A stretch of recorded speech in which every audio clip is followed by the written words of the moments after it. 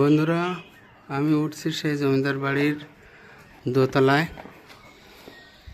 এই যে পরিত্যক্ত জমিদার বাড়িটি দেখেন।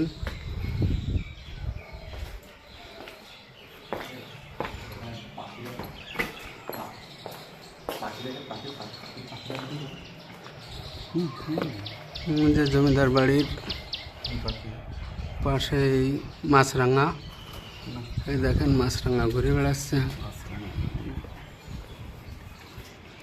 যে দোতলায় আছি আমরা জমিদার বাড়ির। এই খালিশপুরের ঐতিহ্যবাড়ি জমিদার বাড়ি। পাশে আমবাগান তো দেখিয়েছেন আপনারা। যে পাশে কপোতাক্ষ নদ।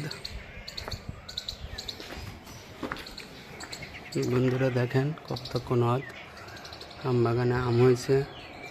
এই নদী দিয়েই জমিদাররা চলাফেরা করত।